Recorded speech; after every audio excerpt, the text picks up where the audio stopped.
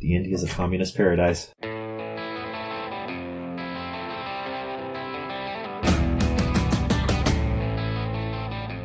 Hello, and welcome to this episode of the Alien Familiar RPG Podcast. I am Clayton. I'm Jordan. I'm Kyle Perkins. Before we get started, you can find show notes and more at alienfamiliar.com. Email us at alienfamiliarmedia@gmail.com. We're on Facebook, facebook.com/alienfamiliar. And if you would like to help us out with the costs of this show, patreon.com/alienfamiliarmedia is where you can go to help us out with in any way that you can. And we mean any way. Let's talk about personal finances.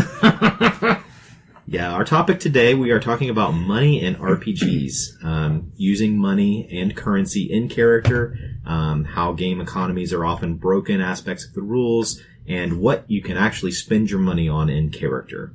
My personal impetus for putting this out as the show topic is, one, we are in the consumerist holiday season right now, Ooh, so I was thinking a lot about money and spending it, and the other reason is I'm gearing up to do a Traveler game, and Traveler is all about earning and spending money, making money. No credits, only money. It's my Watto impression from the Traveler movies. That's current. So I thought we would just start with talking about the fact that the concept, at least to me, the concept of money is probably the most abstract concept that people deal with in the real world on a day-to-day basis. This dollar, what the hell does a dollar mean? What is its value? It's something that takes little kids up until probably the age of 5 or 6 before they really start to even grasp what does money mean. Are you about to tell us to invest in gold? Yes.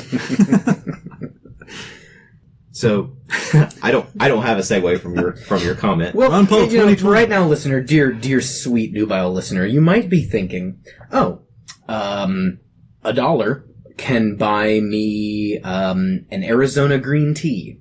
$5 can get me enough gas to get to the grocery store so that I can buy groceries that will cost me $30 for the week. $5 will buy you a coffee at Starbucks. Sure. But I bring up the differing living expenses in different areas, not to mention the extreme premium that certain places that we like to go to will demand. Disney World, concert venues, buying organic, buying non-GMO, having to go to the fucking Safeway in New York City versus getting to go to my lovely, Appalachian, Ohio Aldi to get my groceries for the week. Really, with the exception of the Arizona green tea, which is fascinating, currency's abstract as fuck. Bitcoin's just short of $7,400 right now. Wasn't it in the teens like a year ago? Yeah, it tanked a couple weeks ago. So whenever I think of money in terms of a tabletop RPG, I generally think of money in the same way that I think of experience points. It's just something that your character accrues, and there is an in-game purpose for it. You use it to improve your gear. You use it to buy a better sword, buy a better gun, buy better armor, buy a ship, buy things that improve your character's stats in some way, in the same way that you accumulate experience points in order to reach the threshold of the next level, or to then be able to buy off your next ability that you're wanting to buy. I don't really see a lot of uses in game for anything besides this very utilitarian, gamified way of using money. Well, there is one thing. Yes, the dollar, and I think most national currencies is a fiat currency, sure. I think that's one big difference in D&D, that gold, silver, whatever, there is no dynamic market for it. There is no variable exchange rates or anything like that. You go one town to another town, everything is going to be the same amount of gold pieces no matter what, right? From 3rd edition on, you are correct. Yes. That's what we're talking about. And even what's really weird to me is that up until 5th edition, and somewhat in 5th edition, though they made it a little shakier, there was this sort of 1-to-1 exchange rate that you could work out between gold and magic, of all things. The most mysterious fucking force. Like, it was pretty overt in 3rd edition, and in 4th edition it was 100% like gold to magic ratio right along the way. Even though you couldn't really craft stuff in 4th edition. I don't remember what it was called, but it was essentially magic dust. Yeah. Are you talking like, for this spell to pop off, I need a ruby worth 100 gold? Not just that. Also, there were like this fixed scaling of gold pieces to levels of spell effects and things like that. And like, you know, a +1 bonus for a sword is, you know, X amount of gold pieces. Like, you think D&D has a pretty rigid, like, scaled system for how all the numbers of the various values correspond to each other. 4th edition was built like a video game. And at every step along the way, you know, okay, I'm a 10th level character. I'm supposed to have this much gold, and this is the kind of weapons that I'm going to be buying in that price range, because that's what the game is balanced to do right now. And if I take a magical item that I do not need, I can break the magic down in it, and then use that magic on its per gold piece level to make a new magical item. Yep. Literally fungible magic material as like a currency. Weird. Yeah. It brings me back to the D&D meme episode Clayton and I did, where one of the memes I didn't bring up was someone sending their apprentice off to the store to get a ruby worth 100 gold. And they come back and they're like, you know, "Sire, I talked them down. I got the ruby for only 40 gold. And the dude slaps his apprentice like, "No, it won't work." So probably my favorite way to get away from this whole, well, I see it as a problem of where money is equivalent to every other stat, are a few systems that use some sort of a wealth stat. World of Darkness has a merit that is, I'm blanking on what exactly it's called. It might just be called wealth, or resources is what it's called, and that reflects how much money you have, where a single dot is you are a poor person, 2 dots is you are one dot is you are just above homeless, 2 dots you are low income, 3 dots you are middle class, and 4 and 5 are your upper middle class and wealthy. Probably one of my favorite abstract wealth systems was in the D20 modern system, where they took money completely out of it. You had a wealth stat, and it was on scale with your skill points, where at first level you had a particular wealth stat, and as you adventured, as you went on, as you did things that like got more loot and stuff, that wealth stat would increase, and that would represent your buying power increasing. And then you could spend wealth points to buy things that were above your wealth, but that would then diminish the amount of total wealth that you had.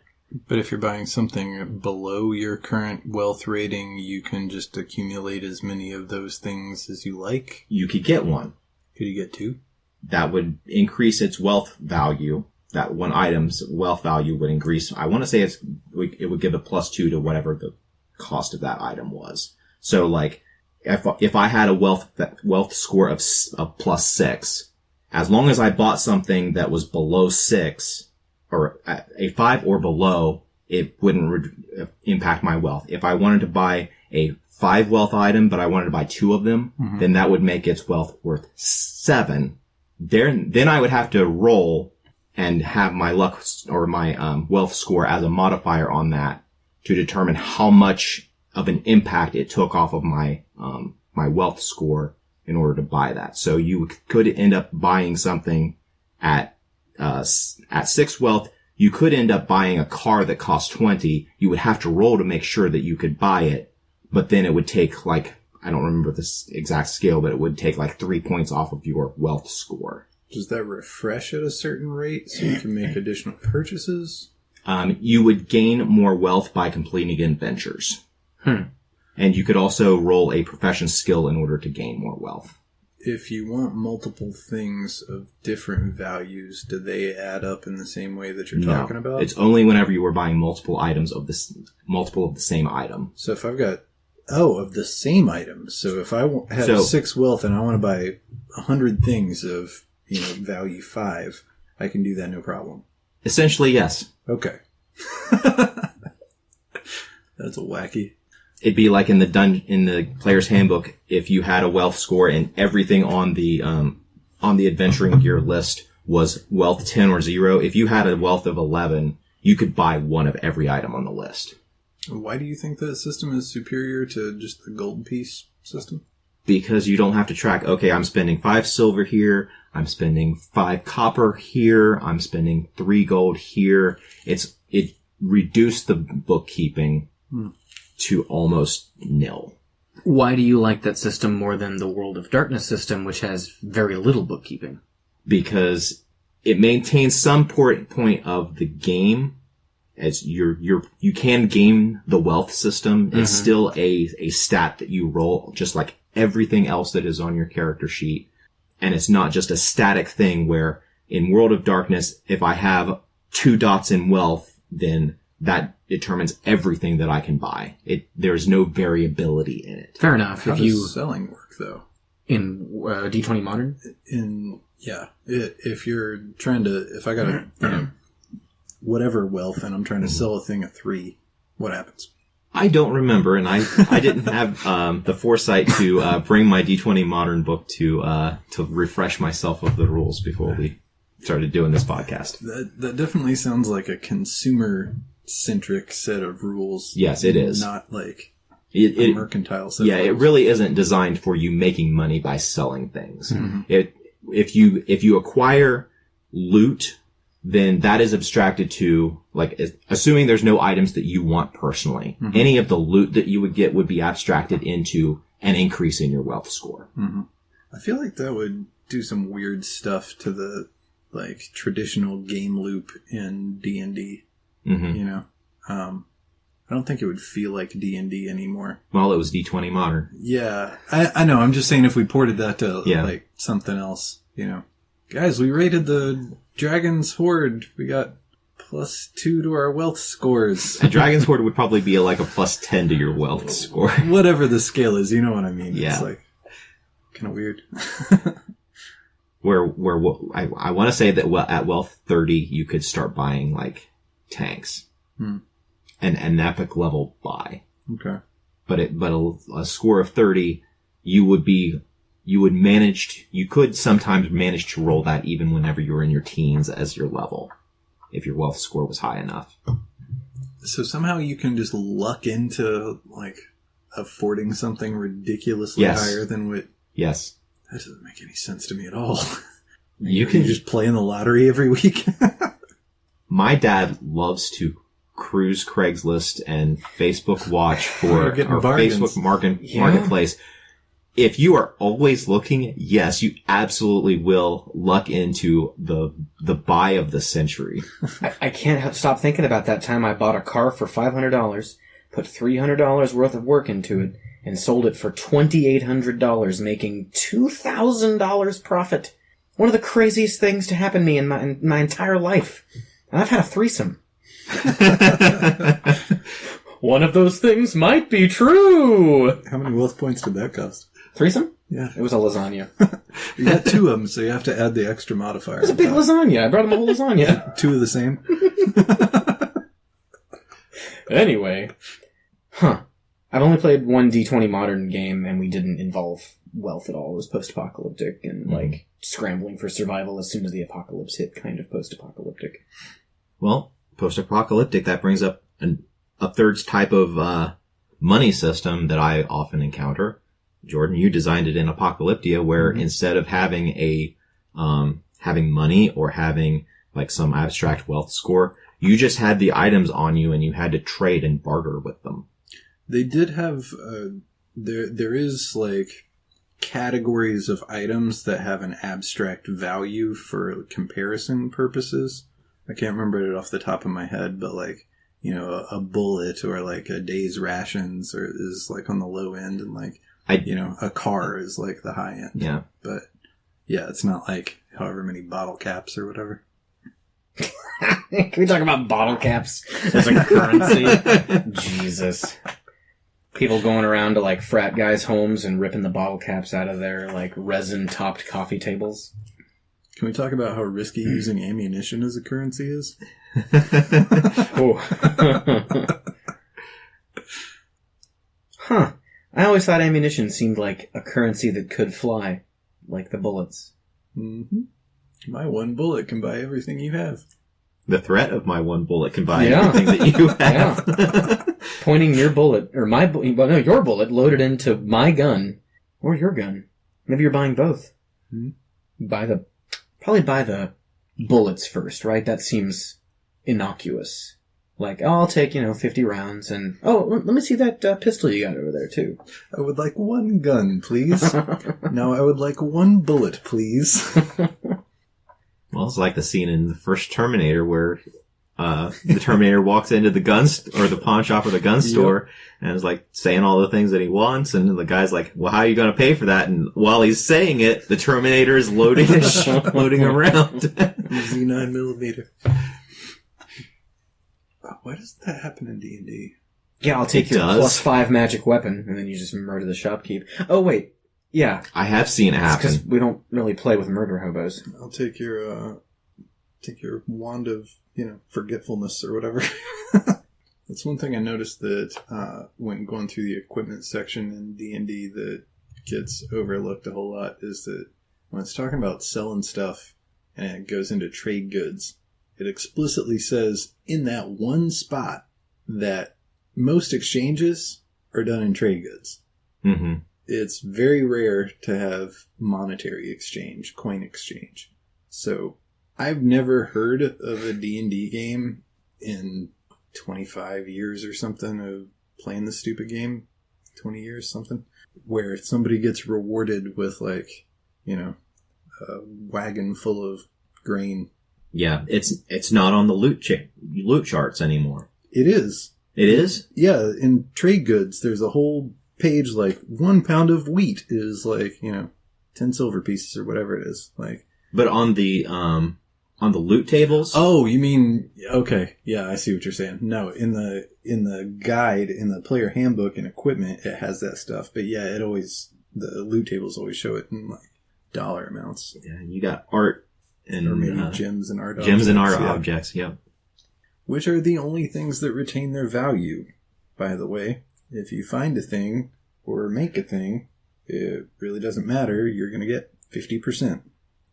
Unless it's complete trash, in that case you get nothing. Everything else retains its value no matter what. So if I buy a painting and I turn right around and sell that painting, I'm going to at least get my money back. You will only ever get your money back. If you buy a sword and then immediately turn around and say, I want to sell this sword, you will only ever get half the value back. Yes. It's like driving it off the car lot. Yeah. Yes. And obviously this means that blacksmiths are fucked, right? How do they make any money? They don't make money. They just get by. But if it costs 100 gold to make a set of armor?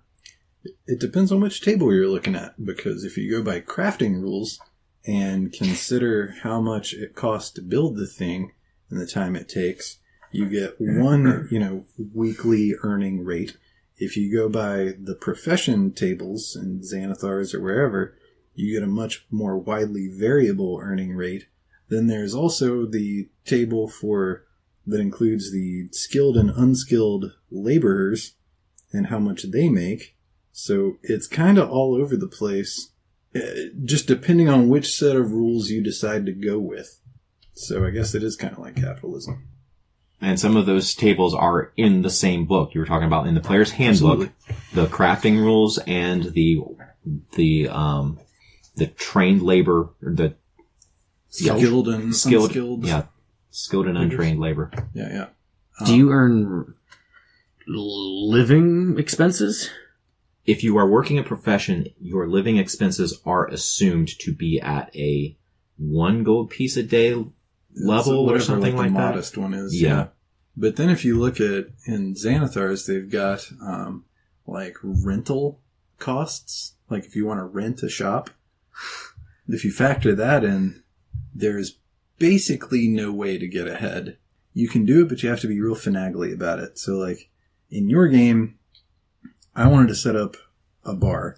If I just went by the, running a business rules in that little stupid minigame in Xanathars, I'd basically just be flushing money down the toilet every single game session.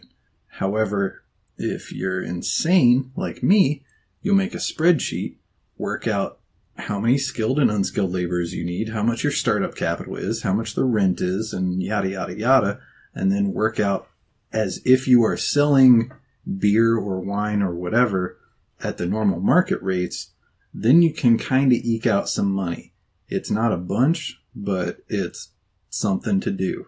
And that's without getting into like weird complications or taxes or any of this other shit. It's very, very thin margins, and you could easily just get completely crushed, and D&D economics doesn't make any fucking sense from a small business perspective whatsoever. We have talked about that before. Yeah, it's almost like you're not supposed to play this game in order to run a bar or run a blacksmithy or...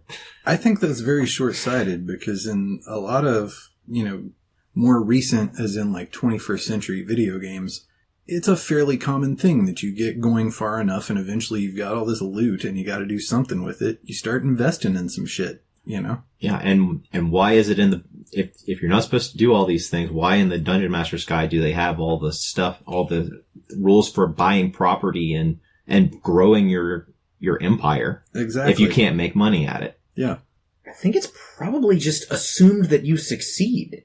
Like, people only give a shit about the initial cost of something in D&D. It's like, as you described it before, money is an abstract XP type stat. Oh, I now have enough money to buy this plot of land and to rent this shop. Okay, cool. DM, I do that. Great, you're making money now. You got a shop, it's making money for you. Cool, congratulations. Sweet. Now I'm going to try to earn enough money to buy a Zeppelin. Again, it depends on which set of rules that you want to go through. If you use Xanathars, you've got to make a skill roll or proficiency roll every week, I think it is, with varying difficulties, and only on really great successes do you make anything more than like your basic costs. And there's lots of ways to lose money in a given week. And if shit goes wrong, then there's this, shit fucked up table where things can go haywire in a bunch of other ways. So the real problem, I think, like, I wish it was the way you're talking about, that there's just some basic little system, you plug in some money and it just starts churning out more money for you. And it gets interesting as the DM desires. The problem with D&D that I ran into in your game, and this is very, based on how the DM's running the campaign, is that it requires people to stay put for a long period of time for anything to work out. You can't just show up and start making money, and I think it actually says when you're setting up a business that this assumes that you're there like running shit. So if you don't have months and months of downtime to build this shit up, nobody's going to just stick around and wait for you to start a business. People want to be out on the road, chasing the bad guys or whatever. So it's kind of an interesting thought experiment as a minigame, but it's not really useful because it infringes on the time of other players, like other characters literally in the game. Yeah, in the online Planescape game that I was running, I tried to enforce downtime. I made it explicit that after every single adventure there would be at least 1 week and as many as like 6 months of downtime in between adventures, so that they could set up and do all of these downtime activities that are presented in the books to basically round out their characters, round out what their characters just do all the time. Yeah. And except for the rules that I used in Xanathars, we're referring to Xanathar's guide to everything whenever we say Xanathars. Like the only things that actually made people money consistently was pit fighting. And pit fighting is you're adventuring, but you go to the same building every time. Yep. Another problem directly related to this whole nomad issue is with trying to purchase items that don't exist yet. Kyle, how many times in your game did I have a huge wad of cash, want to buy something cool, and the motherfucker's like, yeah, that'll be 30 weeks. Oh, cool. Maybe I'll ever come to this part of the world again. Probably not. I'm leaving in 2 days. Yeah. Fucked. So yeah, may as well just kind of toss your money overboard. I mean, that would make it a pretty good anchor, I guess, if you bundle it up in a bag. Yeah. It's my sack of gold pieces holding us here in the harbor. I love that players, at least in my admittedly slightly less many years of gaming, I've never seen players do anything with gold other than spend it and occasionally take advantage of how much it weighs. Like gold, copper, and silver pieces, I've seen people do some wacky things with like bags of holding or drop it on an enemy or like, I suppose, trying to carry it out of a dungeon and the DM finally says, okay, you're encumbered now, asshole. Yeah, money doesn't weigh anything until it becomes important that it does. Mm-hmm. But, a few episodes ago, Clayton, you brought up how many pennies it takes to forge into a copper sword. I've never seen anybody do stuff like that with money. Well, however many it takes, it'll be worth half as much.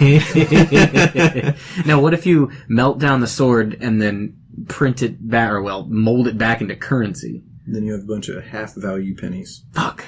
A halfpenny, if you will. Mm-hmm. Half pence. Well, something that used to exist, particularly silver, taking silver and melting it down and making weapons out of it. I remember way back in the day, 2nd edition, that was a way that you could get silver weapons. Whenever we did Obana, some of the enemies that you guys were facing did that against Nina's character, Ivy, because their character was a werewolf. Mm-hmm. Back in the day, in the real world, coins weren't standardized, and you could easily do tricky shit like that. Shave off a little gold or, put some phony shit inside it that was not gold. Hell, the government still does that. Yeah, we all fell for that one. And they still can't make a penny out of 1 cent or less material. Yang 2020. The thing is, like, if you did that, though, your DM's gonna get salty. Mm-hmm. Kyle, you would have been salty if you were like, okay, what are you doing? You got a few hours. I'm shaving gold pieces. I'm gonna make some purchases later. Mm-hmm. You would have been like, you motherfucker. Each coin will still be worth its face value, but then I've got this extra weight of silver to melt down and sell. That's hilarious. Yeah, that's not the kind of thing you're going to get smiles about, I'll wager. It's better than gold prospecting. Mm-hmm. Well, I want to talk about maintaining a base and hirelings and all of that. Jordan, your point of like trying to, in Kyle's game, buy an item and the guy who was going to make it saying it's going to be so many weeks, that problem is just exacerbated if you want to try to buy property. Mm-hmm. And property is what is explicitly listed in the DMG as something that high-level characters can sink their money into. Mm-hmm. You take, there's no practical reason to have for your priest to construct an abbey or your high-level fighter to construct a fortress or anything like that if they're just passing through everywhere that they go, because they go to an area, they kill all the monsters in it, they do all the quests that are there, and then they move on to the bigger threat that is in another country over or in another plane. Mm-hmm. You just, in D&D, I feel like you constantly get into the situation where you've got all this money and nothing to spend it on. And people don't stop demanding money. Well, they don't want the money. They want the cool stuff to get with the money, assuming that there's going to be stuff to buy with the money. Yeah. I think that most players, given the choice between demanding cool stuff or demanding money, they'd probably just as soon ask for money. first. I think what they would be demanding, what I would be demanding in that case, is the choice. If you were saying, I'll give you 500 gold or your choice of a 500 gold piece magic item, I'd pick a magic item I wanted. Every single time. No question. But something else I've seen DMs do is, okay, let me randomly roll on this chart to see what magic items are available. Right. And okay, I'm rolling on magic item chart A, and okay, I've got roll. I have a potion of healing, roll a potion of fire breath, roll a Qual's feather token, roll, and he goes through like 10 quote magical items that are things that at best the player characters are going to write onto their character sheet and then forget about. Yeah. At worst, they're not even going to write it on their character sheet. I'll take the 500 gold. Oh, sweet. I got this potion that'll let me do some magical attack that's marginally better than my regular attack. Yeah. Cool. It's like the Final Fantasy problem of I get to the end of the game and I've got 100 elixirs because that's how many I can carry. They stopped counting after I got 100. I get to the final bite. I have 100 elixirs. Okay. I can't use these all in the final final fight. They're just, well, even in Final Fantasy, they're not taking up any actual space like in most D&D games where you don't actually keep track of encumbrance. It's just another item clogging up your character sheet. Another thing your eyes glance over whenever you're looking at what you've got. This is kind of an aside, but in 5th edition, more than any other edition of Dungeons and Dragons, the health potion is probably the single most useless item in the game, in my opinion. It is so damn hard to die, and it is so damn easy to heal. What the fuck do I need this health potion for? If I'm in a situation where I'm just stacked up on health potions and I'm depending on that, I fucked up. I'm doing stupid shit right now. And even at low levels, the amount that you heal is so paltry. 2d4, what is it? 2d4 plus 2? Something like that? Oh, sweet. Glad I spent like a month's wages on this thing. I typically hate potions and scrolls anyway. Yep. The only use for a scroll is using it to then put the spell into your spell book. Yeah, for sure. I think the only game, pen and paper or otherwise, where I've enjoyed effectively scrolls is Persona, where you may need a specific elemental damage type against an enemy, and even a shitty weak scroll of fire will knock that enemy prone so you can get a massive damage boost. And you may not have fire on you. But just about any other game I can possibly think of, they're next to useless.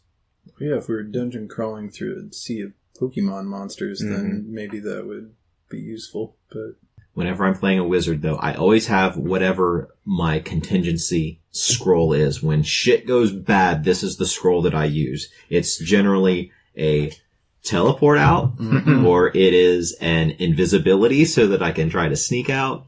It's something that is going to just extricate me from the situation. And more often than not, everybody else is screwed. Right. Or if you're a cleric or something, some kind of resurrection thing, if you can afford it. But by that point, you probably got other things going on. We talked about spending money on entertainment yet? Not at all. You mean the thing that no player character has ever spent money on? Entertainment? If you count buying a night at an inn as entertainment. That's not entertainment. That is, I'm avoiding the exhaustion condition. No, because, what is the mechanical benefit of entertainment in Dungeons & Dragons? Any game. In 5th edition, I consider that part of the lifestyle expense. If I'm high rolling, then, I'm going out doing whatever I want, blah, blah, blah. And if I'm living poor, then, you can do that. You can have, 7,000 gold pieces and decide to live a very modest lifestyle and just save your money for what I don't know. I personally think there should be some sort of a will save associated with something like that. The madness of poverty? Yeah, that's a thing.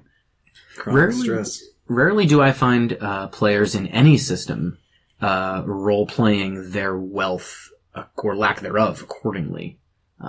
It seems like wealth is just, well, I can now buy more things that help me win this game, as opposed to, I am fucking addicted to going to the horse track. Could you maybe give a shout out to the Marquis here, maybe? I just spent over a year in your campaign throwing money around, buying fancy clothes, getting drinks for everybody, whoring like a son of a bitch. I mean... Buying magical items for all the rest of us. Okay, you know what? Fair point. I made it rain, motherfucker. I take it back. Nobody except for now you. You've broken the cycle. You're right. That was pretty cool. Jordan sent me a message privately listing off every magical item, one for each other player in the game that his character wanted to buy as, like, gifts, essentially. You somewhat useful, marginally useful, but gifts. They were the best you could let me find. Mm-hmm. And it was appropriate to each of the characters. They were cool. Yeah. Osbjorn was genuinely grateful for that Moontouch sword. That thing's sweet. Yeah. Haley was thrilled when she got the, what is the helmet, the terrifying helmet that has glowing eyes. Uh-huh. I think KD loved his plant son. He's never gotten to use. Yeah. That was my favorite one. Sentient shrub. Hey, he's hatched out now. Of course, he only taught it Infernal. So something since we're getting ready to play Traveler, one of the things that the Traveler, Mongoose Traveler 2nd edition explicitly says, I don't remember in the previous editions of Traveler whether they say this or not, but whenever you, on the topic of entertainment, whenever you train up to increase your skill, one of your skills, it's a very long process. It takes weeks and weeks and weeks in order to get to the point where you can roll to see whether or not you succeeded in training up this ability. If you fail, one of the suggestions is to just tell the player, sorry, your character spent too much time playing video games. He really didn't learn the shit he was studying. And that's really the only place that I've seen entertainment, the things that a normal person would do that's not hyper-focused on, I need to get better at killing, or I need to get better at hacking, I need to get better at this in-game skill that my character is their entire focus. And I see that as generally a big detriment to just the development of the characters. That's one of the reasons why the Marquis is such a cool character, is because he is doing all of these things that make the most interesting man in the world. I don't always drink beer, but when I do, I drink a flagon of mead, 1 silver. That brings up an interesting thing that is taken for granted in most role-playing games that you're getting at, which is like the static acquisition of a certain proficiency level at whatever skill, whatever thing that, there's no need to practice.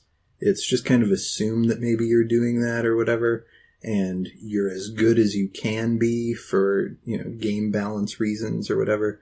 If you had somebody that was like super dedicated to sword fighting or archery or whatever that spent all their downtime doing that, I don't care how many monsters you fought, if one dude in your party is out there fucking, shooting at targets all day long during downtime, he's going to be way more effective in combat than the motherfucker that was off getting drunk that whole time. Mm-hmm. But there isn't any of that. And so when you're talking about what you can spend your resources on, like, finding a tutor somewhere or, buying manuals or whatever kind of stuff, there's nothing really for that to dump your stuff into.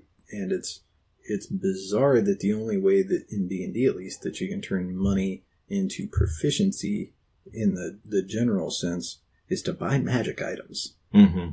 Even though you can spend a ton of money in the real world and go take jujitsu classes and turn out to be a badass in fairly short order. Well, you can pay for a tutor, and then after like 200 days of practice, you can gain proficiency in a new tool or new skill. Sweet. Great. But you can't increase something you've already got. No. that happens whenever you level up. More importantly, in D&D, money can't buy you happiness. Unlike in real life, it absolutely can in real life. Think about it. In D&D, it can't level you up. It can give you proficiency in a set of tools, but it can't beat the bad guy for you. It can give you better gear, I guess. So roll a 1. You could conceivably hire a shitload of mercenaries to go beat a bad guy for you, but they're probably not going to have a lot of hit points. You'd have to hire a lot of them. Then you're getting into, like, army management. We know how robust the rulebook is for that. So I want to go over using... This isn't actually in the rules anywhere, but using money to fuel the adventure. This could be either, well, the game master being an asshole and having a thief steal your money, or it could be having there be a charge, like you are so recognized by the king that now you've got to pay taxes in order to continue operating here in the kingdom. What a boring dystopia. Well, on a WebDM video that I watched on this same topic, they brought up a really good point that I've never heard anyone else make, and that is that in the Middle Ages, if you went hunting for a deer or a boar or whatever on the king's land, you'd get your ass killed or thrown in the dungeon or something. It would not be good for you.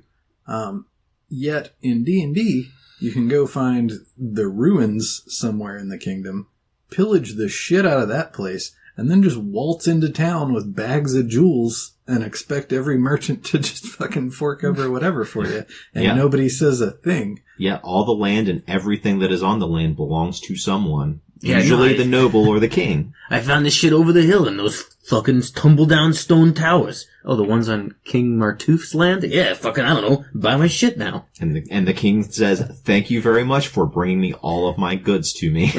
And that was my great-great-great-great-grandfather's tomb, so you're a fucking grave robber. So yeah, I like the idea that they brought up that if that were the case in a feudal economy, it would be more like you're guaranteed to give some portion to the king. You might have paid up front for the monopoly on the thing. You've staked your claim just like a gold claim.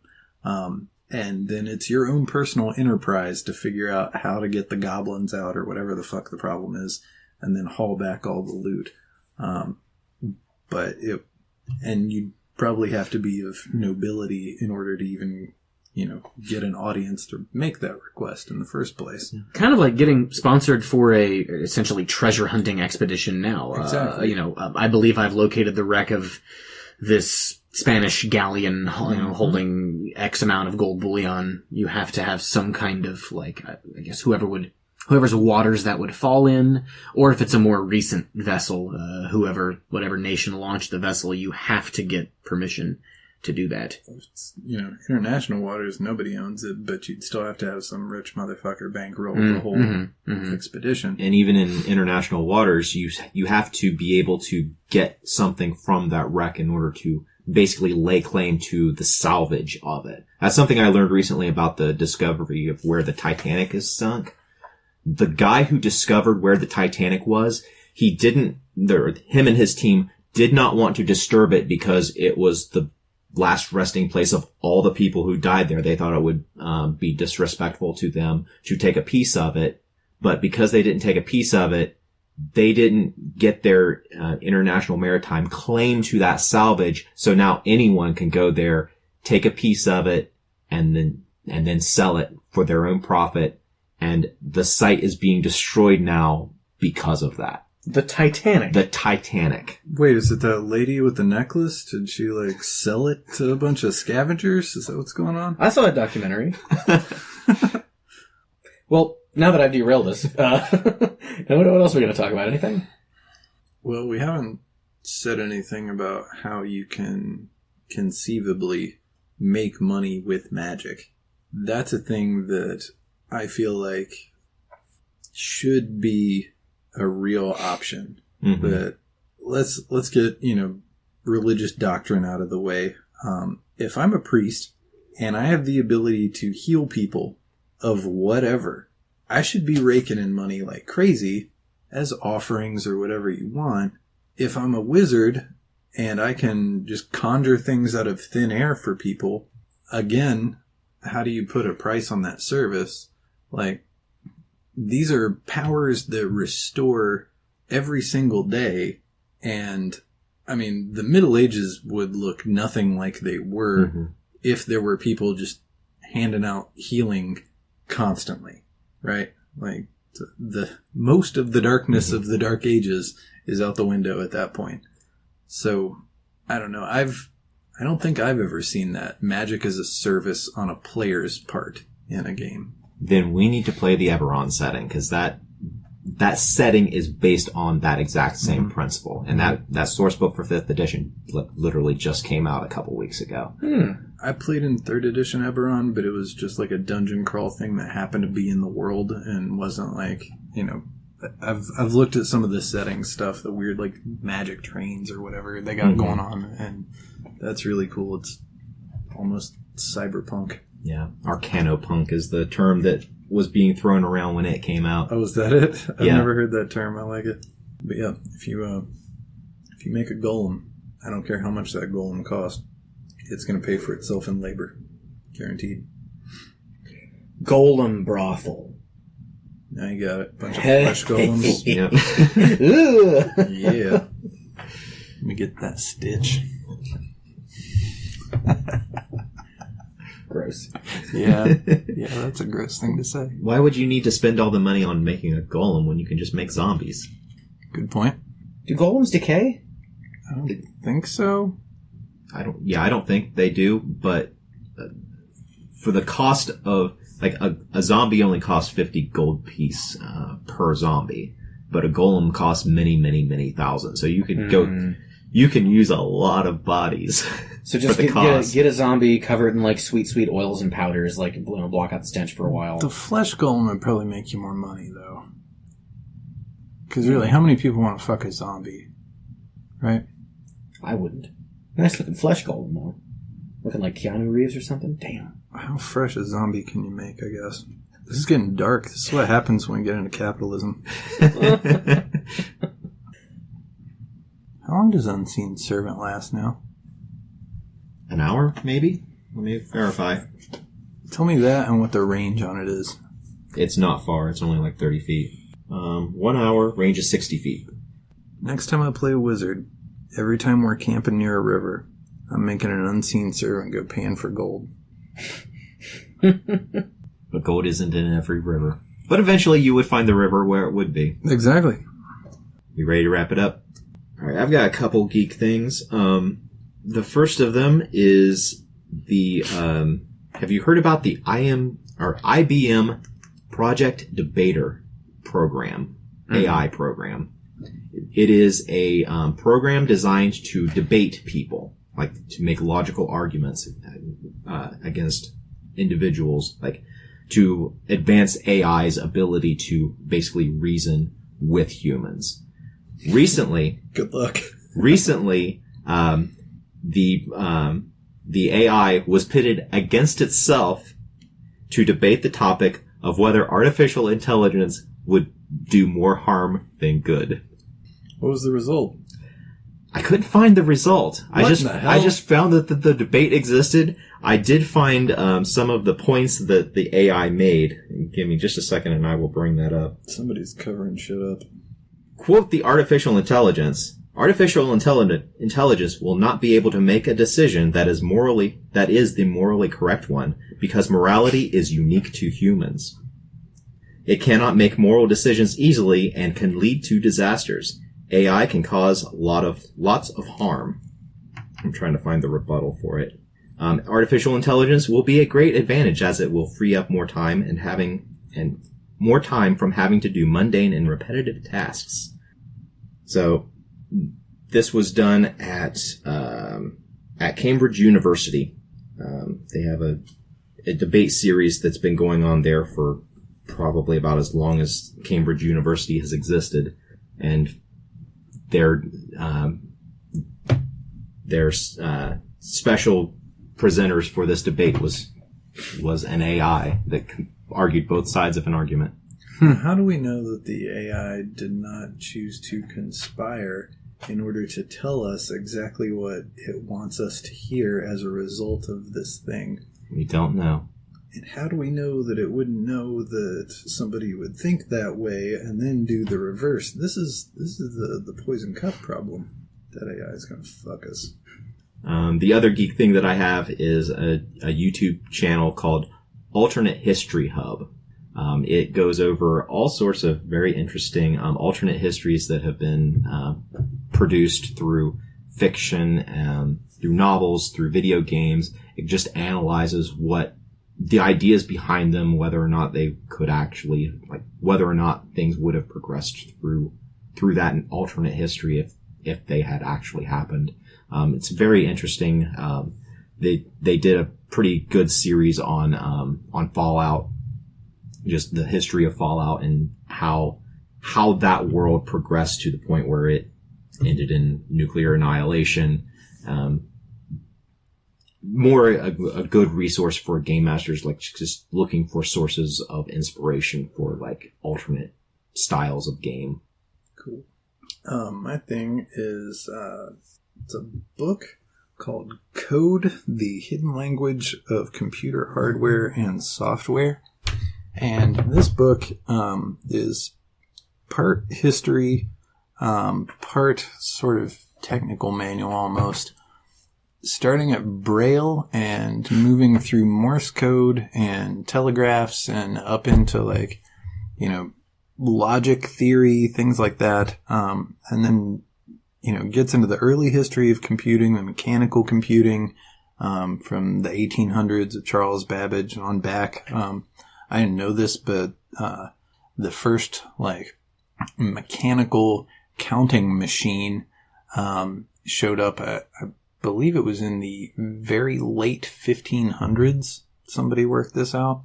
But anyhow, it goes through and breaks down, starting at this fundamental level of just simple relays and, basic electronic circuits, how you can then build that up through logic gates and through all the structures within processors and memory that you come out with a modern computer as we understand it. And at no point along the way is there anything obscured. It's just scaled up at every step of the way until you get into, billions of transistors in a smartphone or whatever you might have. But it's extremely interesting. It definitely gave me a deeper insight into what exactly computers are and why it is that they're completely different than every other thing that we have ever invented.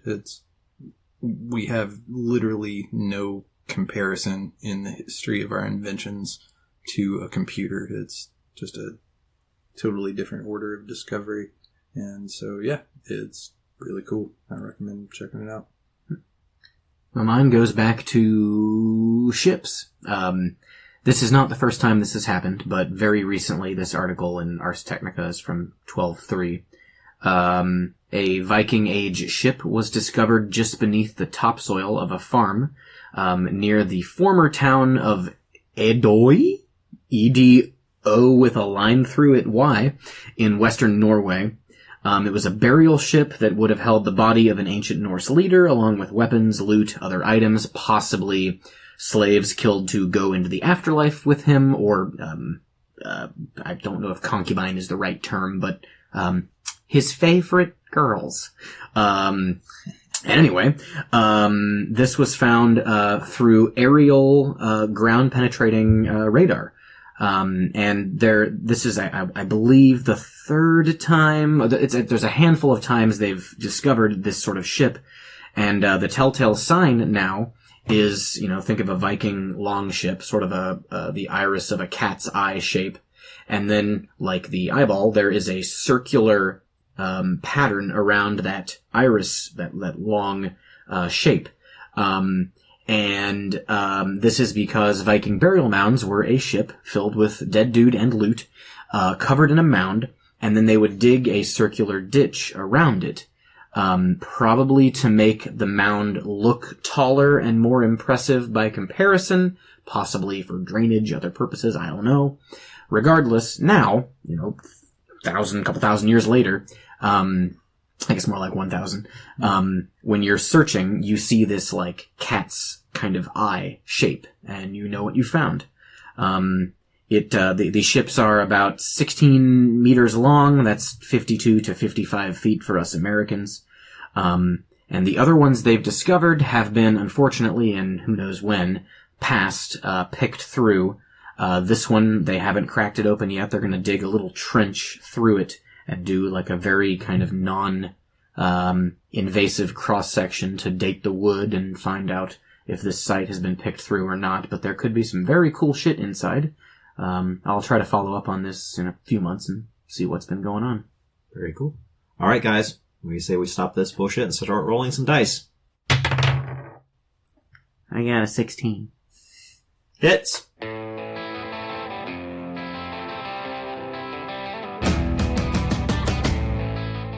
This has been a production of Alien Familiar Media. You can find past episodes and more at alienfamiliar.com. You can email us at alienfamiliarmedia@gmail.com. This production is protected under a Creative Commons non-commercial attribution, no derivatives license. Music for this episode is Suburban Outlaw by Forget the Whale and can be found at freemusicarchive.org.